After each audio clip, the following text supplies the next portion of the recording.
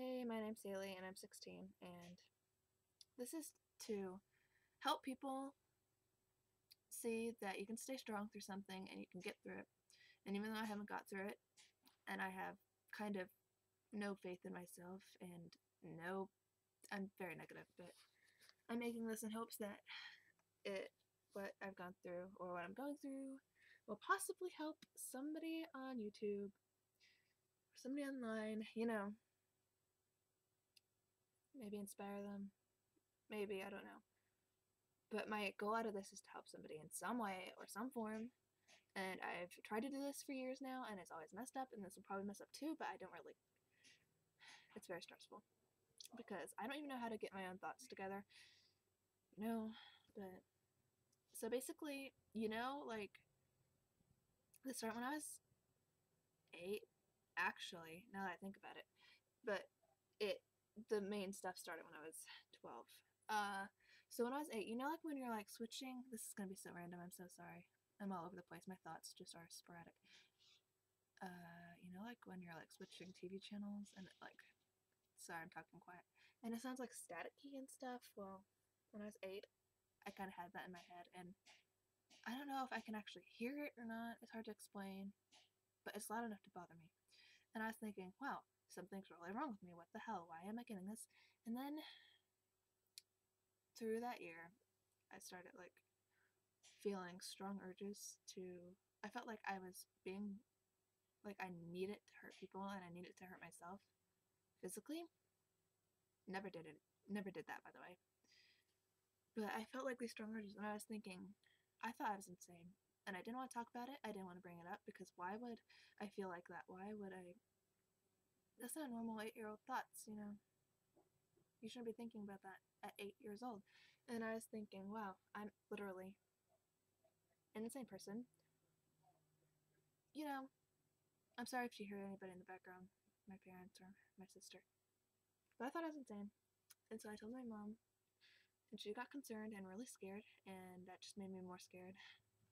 But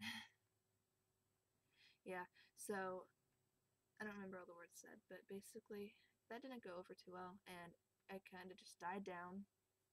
And I thought, all right, this is getting better. I don't know what that was. Maybe it was just some kind of weird ass phase. Maybe it was, excuse my language. Maybe it was just some kind of weird phase. Maybe just something weird, and I was just overthinking it because I've always overthought everything. It's worse now, obviously. All right, so and then when I was 12, that's when one depression really hit me, and it just came out of nowhere. Like one day I'm fine, and the next I want to kill myself, and I didn't know. It's impossible to explain. It just happened overnight, basically. I mean, it had been building up and building up, obviously, but it became relevant. And I guess I just got so sick and tired of my dad yelling at me and everything. And yeah, I remember like a week before it really kicked in, he kept telling me that I was eating sugar out of this sugar shaker, like by like dumping it, and I was like, I'm not doing it. I kept defending myself, and I guess I overreacted because it pissed me off and it hurt my feelings because like I wasn't doing it and I was getting blamed for it. Like, what is is the invisible man out there eating his sugar? And I wasn't even using it, and so I got yelled at, and then like a week later, depression really kicked in, and I don't know what triggered it, but something triggered it, and I got really suicidal. I One second I'd be like, okay, I'm feeling a little bit better, I can breathe a little, and then the next second I would be full-fledged, crying, rolling on the floor, rolling on the bed, just wanting to kill myself, being completely suicidal, being terrified of what was going on. I didn't know what was going on, and basically my mom thought, I think the doctor, somebody told her, this is just normal. Every 12, like a lot of girls her age, like go through this like little phase, and it's just hormones and stuff. That wasn't what it was. That's not what it was. He was full crap. And I thought that I had bipolar disorder. I had no idea what bipolar was. I'm not bipolar, by the way. My therapist told me I'm not. But I thought I was when I was 12 because I saw something on TV and my dad was like, "Yeah, bipolar disorder is where you're like happy one second and then you're mad the next second." And I don't know if that's actually what it is. I don't know. I haven't looked into it. But that's what I thought, and I thought I was insane. And I was so upset.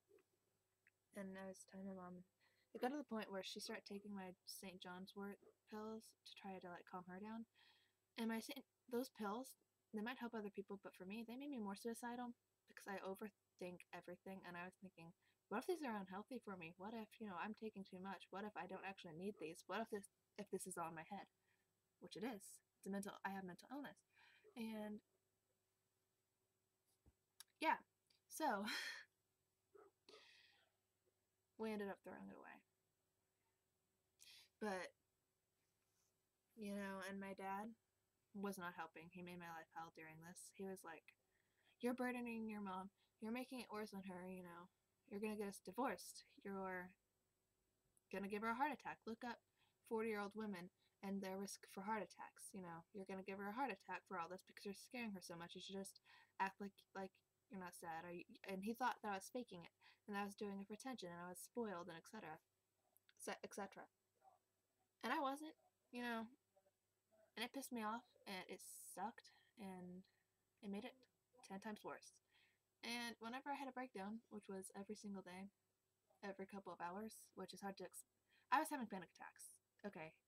I don't know if you've ever had a panic attack, but it is indescribable. I can't just even start to describe it. But if you've had one, it's terrifying. It's the most terrifying thing I've ever gone through. And so every time that I did that, every time I broke down and everything, he would make me go in the front yard and pick up stuff and throw it off like the cliff area, like trash and stuff, and just make me work, thinking that would help or whatever, I don't know, or to get me out of the house. And it helped to some point because I could think to myself out there and rant and be mad by myself that he was treating me so unfairly. And I was talking to one of these nights, I was talking to my sister, my little sister, and she's 5 years younger than me, so I was 12. Yeah. And I was talking to her about how scared I was and everything. And everything I was going through, and then my dad overheard it, and he was just like, "You need to shut up and stop laying all of your burdens down on your little sister just because you want us to overhear it when we're in the bedroom right next to you." And that wasn't my point. I didn't know who else to turn to. I didn't want to burden my mom, which, I felt like it. I didn't want to talk to him about it because he was clearly being a jerk about it, and so who else am I going to talk to? And I didn't have any actual, like, friends that I've met online before. And I'm homeschooled, so I didn't have any local friends. I was completely isolated, completely lonely, I'm sorry to all the homeschoolers who are watching this. Not all homeschoolers are like that, though. Some homeschoolers have better social outlets, but I don't, because I was really small town. And, alright, I don't know what made it get better. It just did. I don't know why it did. It just did. Suddenly, I guess, I don't know, bike riding made me feel a lot better. I just don't understand what made it a little better. I don't know. But it suddenly got better. Better. For a little while. Maybe a year. And then when I 13, everything got bad again, and I decided that I was gonna hold it in. And I did. For 4.5 years. And I was like, I didn't want to burden anybody. I was sick of it. I'd already gone through it before, and I couldn't believe I was going through it again. Like, how was I supposed to go through this all over again, when I already went through it? And it was that hard to deal with. And so, yeah. And so I'm going through it. I'm still going through it. And I held it in for 4.5 years. And basically, my mom realized I was really lonely. Because I actually had nobody. Nobody. Literally. Literally, I'm not even saying just nobody. I literally actually had nobody. I'm not exaggerating. I didn't even have bad friends. I didn't have friends. I didn't know the definition of a friend. All I saw was friends on TV, and I wanted it. So, seeing I'm homeschooled, my mom brought me to this really crappy-ass church, and we thought it was a good church, it wasn't. And, I thought I was good at first. But I thought I was good at first. But after a year, I realized that they were really mean. And they bullied me. Basically, they're like the popular people of the school in my city. My small, tiny city, town thing. They were like the popular people there. And I wasn't in their little cliques, which a church shouldn't have cliques, but I wasn't part of their little cliques, and I didn't know anybody there, and nobody wanted to introduce me, nobody wanted to talk to me. So when Katie, a girl there, like, I have a new friend named Katie, but not that Katie, a different Katie. When she left, everybody even tried. She was the only one that talked to me. Everybody treated me worse, and then we got a new youth pastor. I think that's a youth pastor, and yeah, and he didn't know. He didn't know how to get any of us together. Like, he didn't know how to make any of us socialize. Whereas the last youth pastor tried to really hard. This one didn't. He didn't. He's really nice. He just doesn't know how to do that. He doesn't. I don't really think he belongs in the youth room. No offense, but and everybody loved sitting in the front row. And whenever I sat in the front row, nobody sat in either front rows. Nobody sat in the row behind me. Nobody sat in that row. They sat all the way in the back. Tell me that isn't that is not a coincidence, because everybody always sat up there. But whenever I sat up there, everybody cleared themselves away from me. And nobody ever sat next to me. Nobody ever said hi to me. Nobody ever waved at me. Nobody ever did anything to make me feel more welcome. I felt like I was walking in there, to be ignored, and I was. Nobody talked to me, nobody smiled at me. I felt like everybody was laughing at me, and then I figured out that I have social anxiety. My therapist agrees I do. But back then, it was crippling. It was literally crippling. And I tried to tell Mom, and she said that I was just shy, and I needed to come out of my shell, and that nothing would get better until I actually tried. But that wasn't it. And then it took me a long time it took me like a while to convince her that social anxiety is an actual mental illness and I can help it. And now she totally understands, like completely, totally. It just took a while to get her to really get the concept of it. And it took me a long time to realize that that was a mental illness. I didn't want to admit that. I thought that made me have something wrong with me. And I already felt like I was a complete failure. I still do. And so this is a long story, so I'm just going to try to keep it kind of quick on this. This is a whole different thing. If you want to know more about this or any of the other stuff, that if you want to elaborate, comment below or whatever. Tell me, and I'll give you my Twitter crap, and we can talk about Kick. I have Kick. I'll say it if you want to know it. I'm not going to say it right now. And they were brutal to me. I wanted somebody to know. I would have done I would have done anything for them to even smile at me. I looked up to them, even though they were treating me like crap, because I thought they were cool and I thought they were happy. And now I see that they're probably not happy people, because they're definitely not nice people. And I don't like judging people, but the way that they treated me, they definitely judged me. So,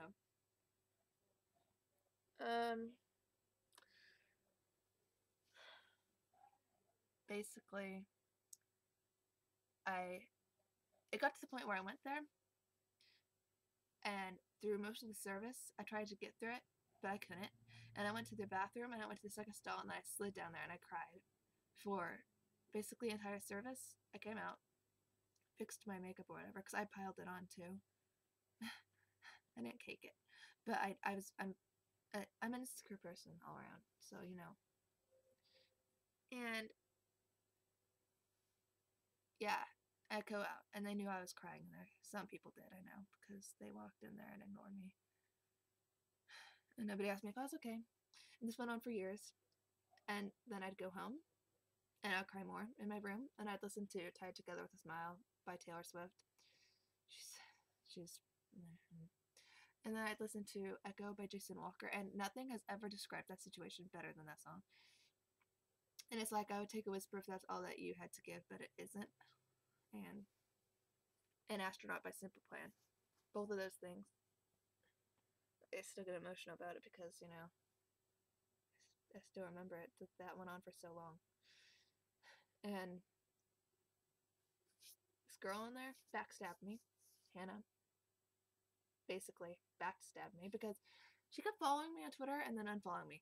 But she acted so nice in church. Like, how am I supposed to think, how am I supposed to know if we're actually friends or not if she keeps unfollowing me on Twitter? Like, like, it was so confusing. It was like mind games. And she got mad at me when I talked about it. She's like, you're giving the church a bad rap. And I told her that she's just as snotty as my mom said that she was. And my mom said it was good that I said that because it was time that I stuck up for myself. I let it slide and I let it slide and I was sick of it, I was getting to the point where I don't look up to you anymore. I'm pissed off, I even went to drama class with those kids and they still ignored me in drama class. And I tried to reach out and they acted like I was diseased. And that was not just in my head, because in my new church that I go to, I have got like 6 people now that backed me up on it, and they went to New Hope and they left crying too, and they treated them the exact same way. And teens keep leaving because they treat them so bad, and people say the exact same thing that I do, that they're like the popular kids of it, and that if you don't have a clique and you don't get along with them, then you're not welcome in anything that they do. They exclude you from everything. Basically, my mom didn't have me go to public school ever because she wanted me to miss out on bullying, And I went there and I got the exact same thing, basically, that I would get if I went to school. And it's pathetic because a church place is supposed to love you, and they're supposed to be like godly people. Okay, so anyways, on Hannah, I don't want to go too far into this. It's too much for my brain to process right now in one video. But she's really mean, and I think she's jealous. And I don't mean that in a, oh my gosh, I'm so much better than everybody else way. But why else would she do that? I think she's intimidated for some weird reason. Anyways, it made it much harder, and then I told her that I'm never coming back to that church again. And then a different girl, her best friend, she was like, I'll come back, we promise that we'll be better. We just sometimes don't think of other people's feelings. And I went there, and she didn't even talk to me. She didn't even smile at me. I just walked in there and looked like a fool, I think, because I tweeted basically a lot of the kids that go there. It made it a lot worse and a lot more awkward. And I was just like, okay, this is just bullshit, And so I was like, okay, don't save it. I'm not going back. I mean it this time. And then I realized maybe that was their whole goal, is to get me out of there. So I decided to go back one more time just to prove to them, when I felt a little more confident, that I was ready to show them that I'm more confident than them. I'm the higher person. They didn't keep me down, even though they did for years. I was done letting them kick me down, and I held my head high, and I was proud of it. And people looked at me, and I was really proud of it. I mean, I still have social anxiety to a point, so I was really happy about it. I felt really good about it. I'm really proud. So that was ending that chapter, and I wrote a letter to the preacher, the main preacher, about all of that in detail. I'm gonna give it to him next time I see him. I don't go to that church anymore. My new church is just perfect, and I have friends, and it's awesome, and I feel loved. Yeah, and I'm going to the mountains with them. So that's awesome. Okay, out of that. This video is gonna be so long. I hope this posts. But anyway, out of that. My dad, starting at 12, and then up until earlier last year, verbally abused me that entire time. And now I realize it's because he has depression too. And he has like mental illness of his own, and he didn't know how to cope because the house drove him crazy, and then work drove him crazy, so he took it out on me and sometimes my mom. verbally, but verbally has made me hate myself completely, you know. And we have a good relationship now, basically. I don't believe any of his beliefs. I don't like his view standards of the world. I don't like how hateful he can be towards things, but we have a good relationship, you know. And it's got good, you know. And so I my heart feels weird. We have a good family environment now, for the most part. And it was complete hell. I hated him. I couldn't stand him. He disgusted me, everything that he did, you know. Sounds cruel, but he called me dumb and stupid and a lot of stuff that I don't feel like going over right now. It's not fun to go over it, but completely tore me down. You know, nothing I did was good enough for him, nothing. And I could go on and on forever about it. It made my life hell, but I'm not going to because this video will be forever if I do. And I don't know if you want to see that. But he just made it hell. He was bitter and cold and really, really mean. Oh, but the next morning he'd act like everything was fine. He never said anything, and it was all perfectly peachy and fine, and we had the perfect family life, and we were all happy. And then later that day, or like an hour later, or a minute later, he'd be chewing me a new one for no reason. Like if I left the mayonnaise out, which by the way I didn't use mayonnaise, or if I left his salt misplaced, which by the way I didn't use his salt, I used my special salt because I'm on a paleo diet for my health and it's an illness lifestyle type thing. It's just ridiculous, you know. He has a lot of anger issues, or had them, you know. He still has them, but like I said, we have a good relationship, so yeah. I realize that everybody's going through something, you know. It's still, I'm not saying that I made it right. It made my life hell, you know. I'll never forget that, but we're moving forward. And I felt like nobody understood me. I felt like I had no hope. I felt like I had no purpose of living, and you know, and I kept it all secret from my mom that I was going through all that for 4.5 years, like I said. And I was having to deal with him. I was having to deal with the church. And after I stopped going there, I thought, wow, I feel really confident. I'm not going to have any more problems. My childhood's going to be okay now. And then I realized I still had him to deal with. And nothing was even close to being okay. It got to the point where I was literally counting down the days of a year. Because I couldn't wait to be 18. And I'll be 18 next year now. It's crazy.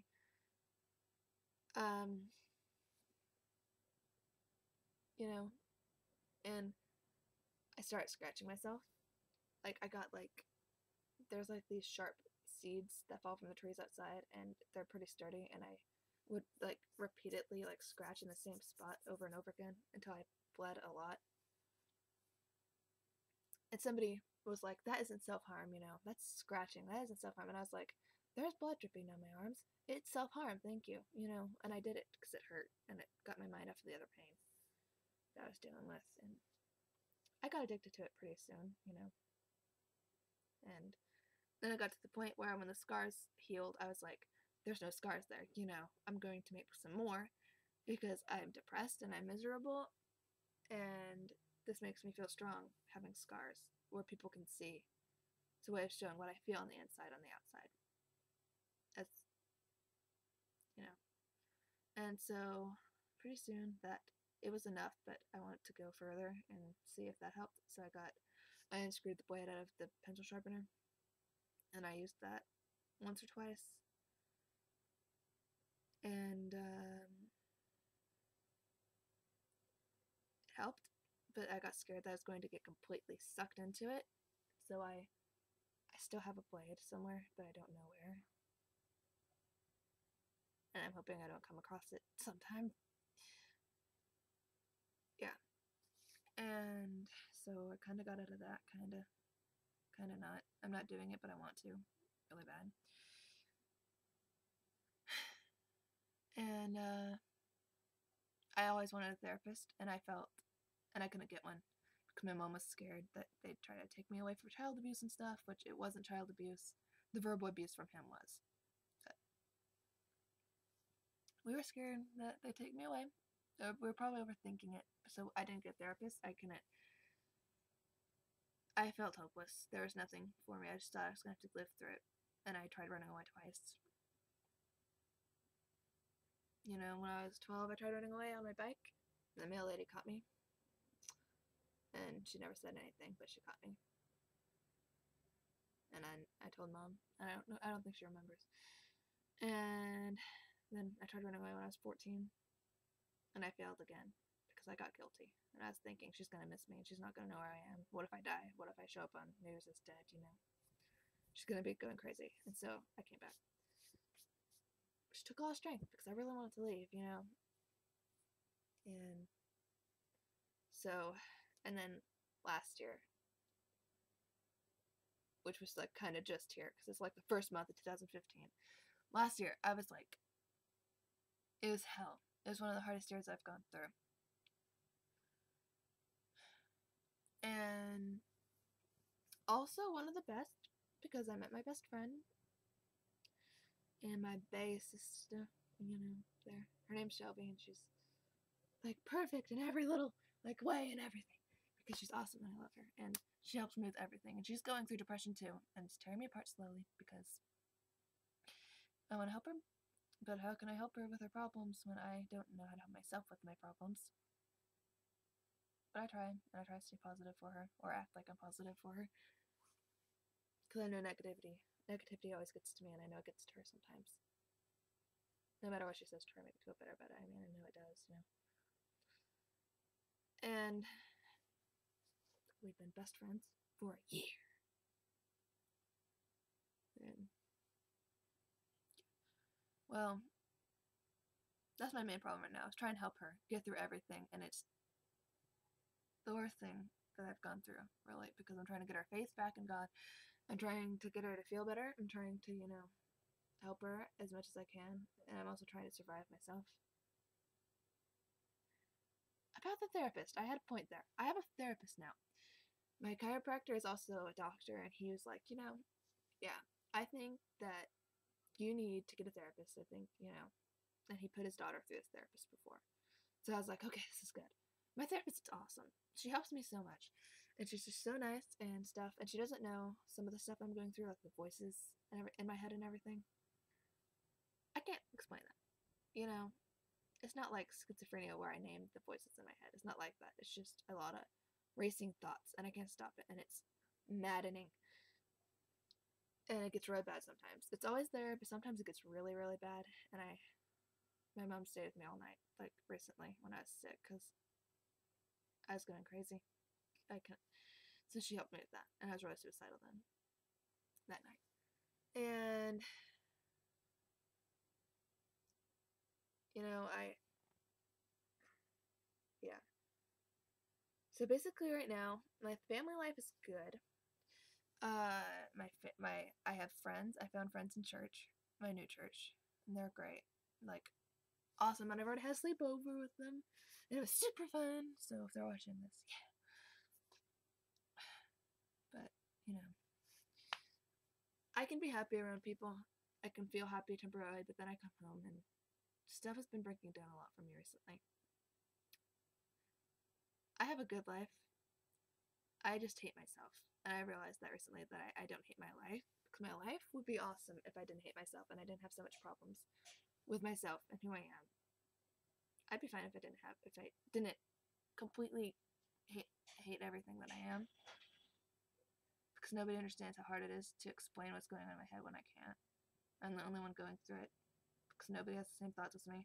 It's like a fingerprint for every person that has depression. It's completely different for everybody. And my therapist, I do not look forward to telling her that I'm bad again. I don't look forward to telling her that I've relapsed. My demon fooled me once, and I guess they fooled me twice.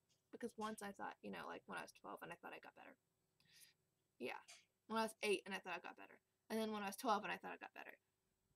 And now I thought I was better, and I thought I had got rid of them, but I am so not even close to being recovered. I'm on healthy medication. Supplements. They're more vitamins than medication. Yeah. It's hard, and I've got cyberbullied a lot recently. That was hard to. So here's the thing. I'm a Swiftie, which is a Taylor Swift fanatic, and you can tell that by my other videos defending her. These Swifties, I have depression and anxiety in my Twitter bio.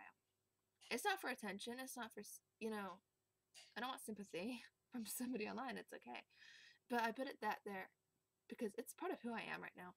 And it's tearing me up. And if somebody's going to follow me, I want them to know that some of my tweets are going to be really bad and really dark and really depressing.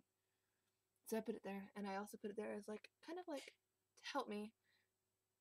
If somebody says, oh, hey, I'm going through that, I can have a support team here. Because I have like 5 internet friends. And they so go beyond internet. We send each other stuff. We're going to meet someday. But Shelby's my, before anything else, like,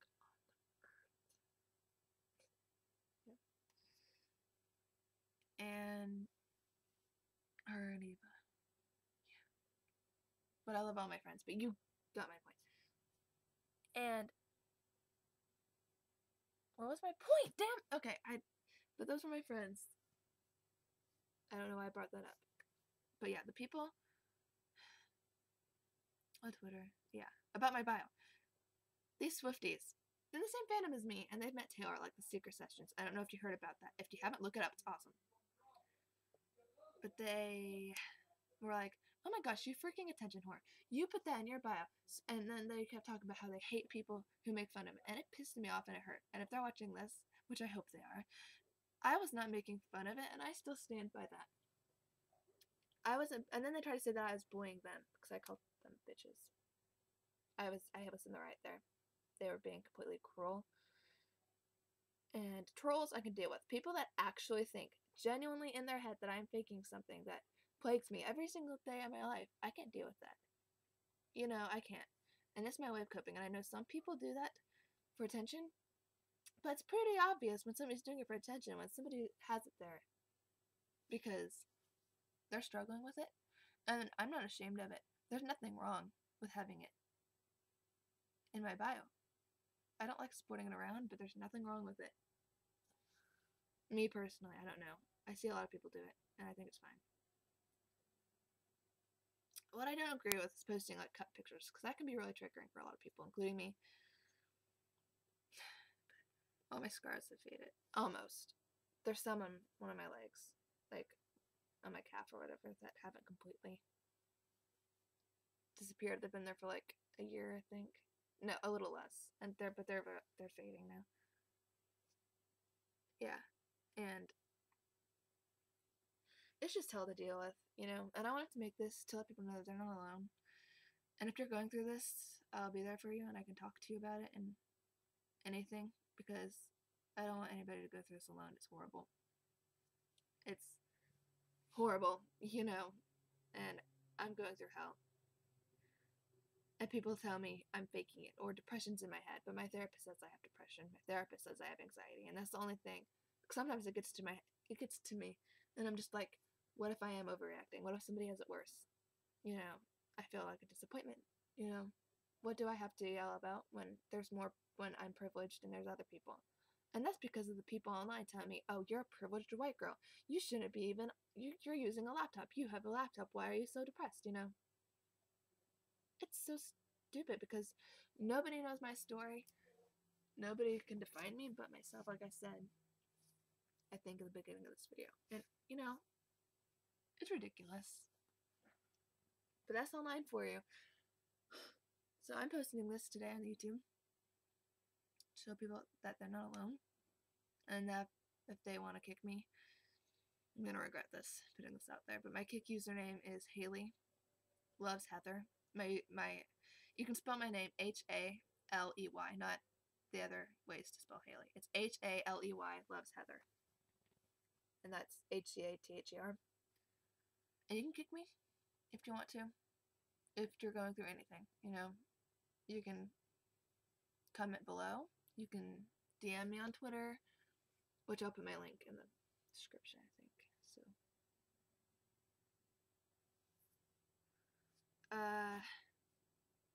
you know, and I know I'll at least get one person that hates somebody for this, but if it helps somebody, then whatever. But I don't know how much more to describe other than I'm a complete hell, but if you need help, then I'm here for you, and boys are bitches.